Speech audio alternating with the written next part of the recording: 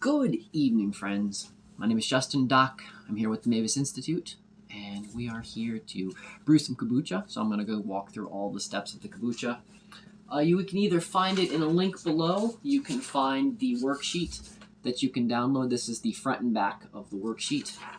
If you happen to not have a link currently to the worksheet, if you look right there at the top, you'll see where it says mavisinstitute.xyz. If you visit the mavisinstitute.xyz and in the top corner, you'll see worksheets. You can download this, and what we're going to do is we're going to follow this worksheet, write down the list, and brew some kombucha.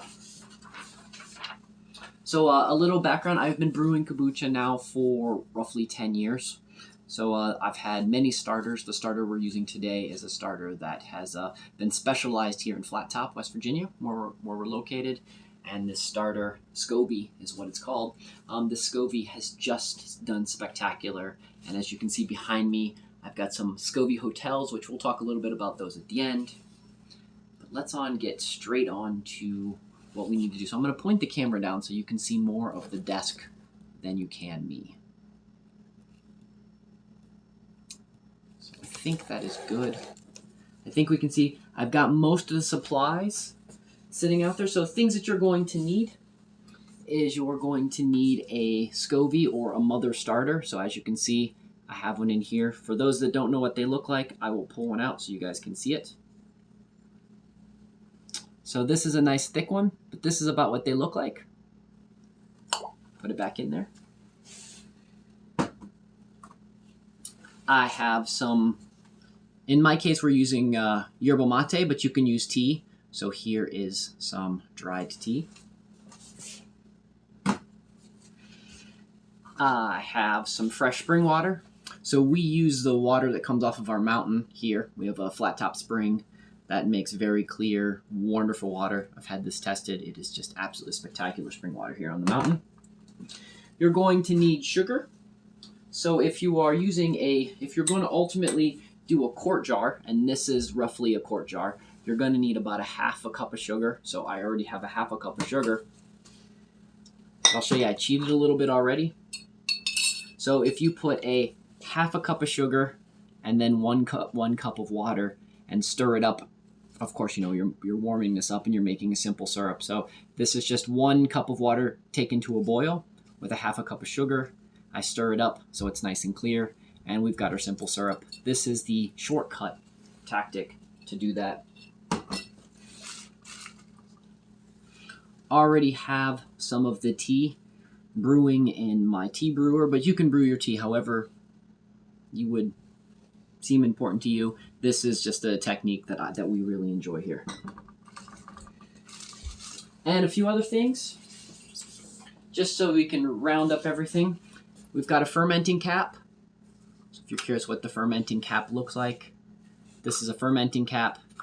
You can pick these up online. You can pick these up at certain types of places that specialize in bottling and things of that sort. Canning, I mean. Or if you don't want to do that, you can also use, if you're cheap, like I am most of the time, you can just use a coffee filter and a nice large rubber band.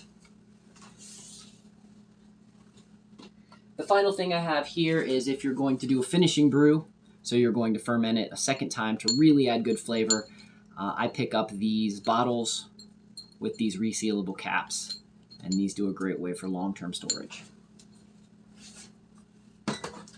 So let's begin with our first step. Our first step is going to be boiling water and brewing some tea up, and then boiling water and brewing some simple syrup up. So your sugar, your kombucha, or your tea, brew both of those up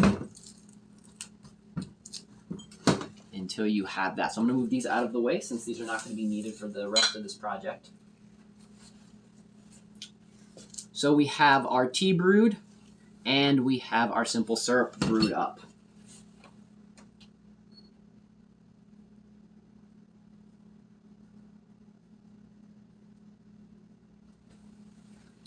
So the next step, what we're going to do is we're going to get our jar, and this has already got a little filter, so I don't need to filter this, but if you happen to be using tea, you want so that there's no tea leaves or very, very few tea leaves entering into your kombucha starter and things of that sort. So we are going to add in, with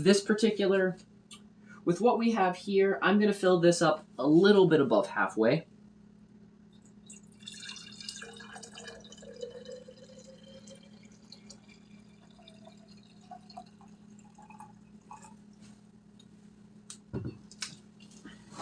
It's a little higher than I want it, so we're going to take out just a little bit.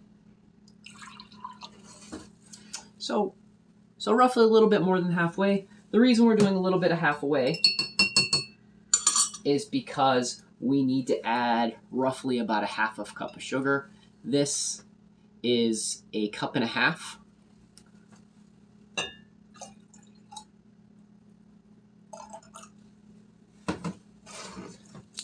So there's that. As you guys can see, we're a little bit at the letters.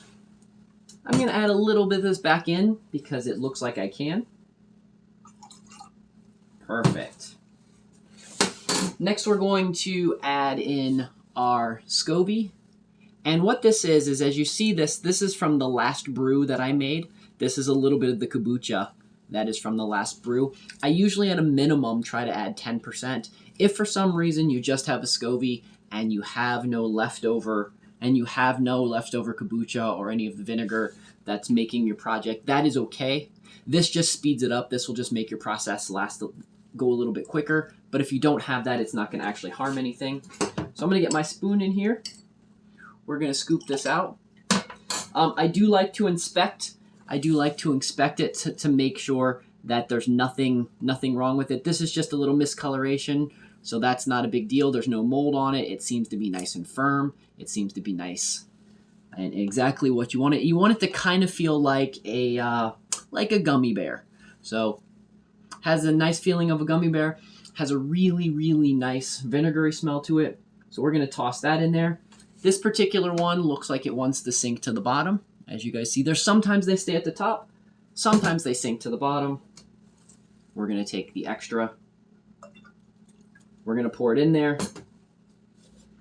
So normally, I like to get right to that line. Well, a little high. I normally like to get right to that line, so I did pretty well. I might pour out just a smidge. Yeah, just a little bit. The reason I'm doing that is that way I can have the next one that's going to form, because one of those scobies is going to form right here at the top along the surface. And so that's just making sure that if for some reason that this gets bumped around or something of that sort, then that gives it just a little bit extra room.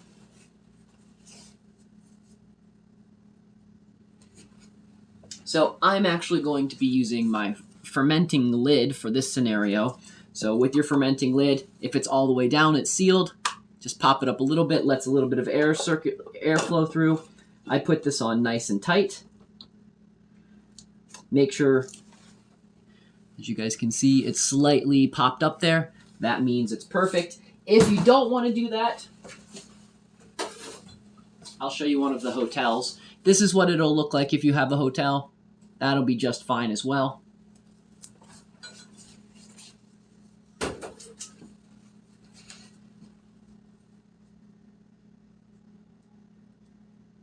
So, and we're going to store this. I happen to store this in over here where I store all of the rest of my stuff behind a curtain. But you want to store it in not direct sunlight. You want to store it between the temperatures of 68 to 85 Fahrenheit.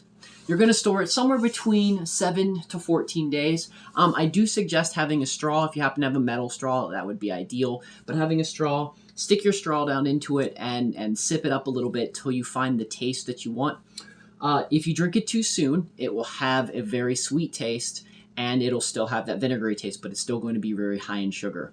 You want it to start eating away most of the sugar so that it becomes more of a healthy drink than it does a sugary, tasty drink. So the longer it gets to ferment, that kind of stuff, the better. Now it will get to the particular point where it'll get very, very vinegary, and some people do not enjoy that flavor. So you need to, your first couple times you brew, you need to figure out roughly your window of how long it's going to be brewing and stuff like that.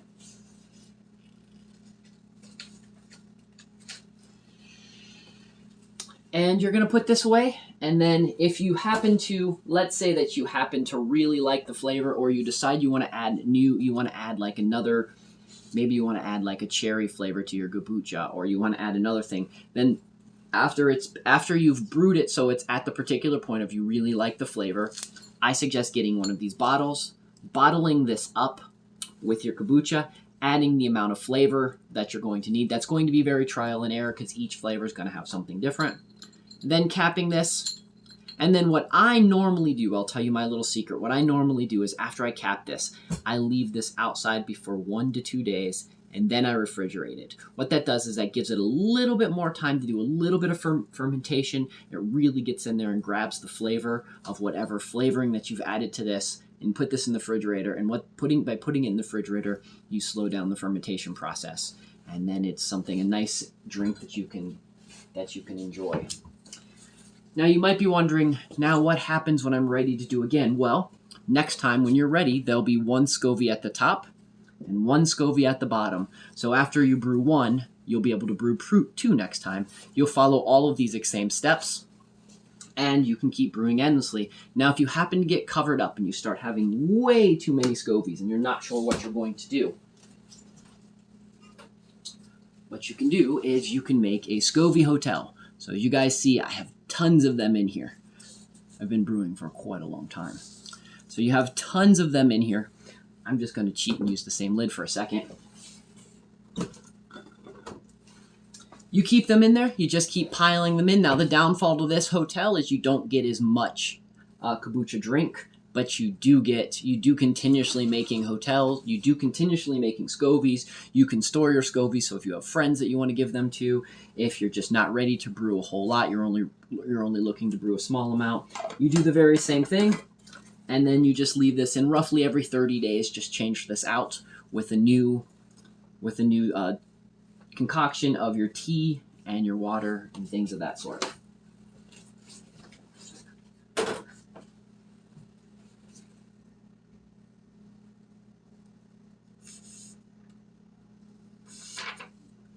There are things you do need to look for. So if you happen to see a mold, a crazy mold, like usually a yellow or green or red going across the top of the SCOBY, that is a sign that something is getting inside and that you've not sealed properly across the top, that your bottle wasn't properly sterilized, or something else like that. So that is something to absolutely pay attention to. That doesn't mean that everything's ruined. Usually the top one is ruined, so you ditch the top one. You get rid of all the liquid, and then you can save the bottom one. You rinse that out really well in warm water. You clean it up, make sure that you don't see any mold. Usually if it's all the way down at the bottom and the mold's on the top, you have nothing to worry about. And then you just start a brand new brew up with that one at the bottom and have got rid of the top one. So if you're wondering about yerba mate, so this just happens to be one of the brands that I like. This is just a very cheap brand that you can get on the internet. I'm pretty happy with this yerba mate. Again, though, you can use tea. I do use, you can use organic sugar, you can use brown sugar, brownish sugar, or you can use the raw sugar. Do not use coconut sugar, and do not use honey, because coconut sugar and honey do not work with this process very well. So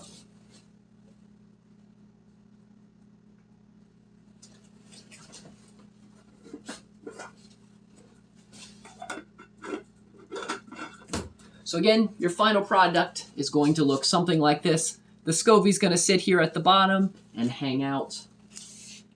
And you are going to just spend some time and wait.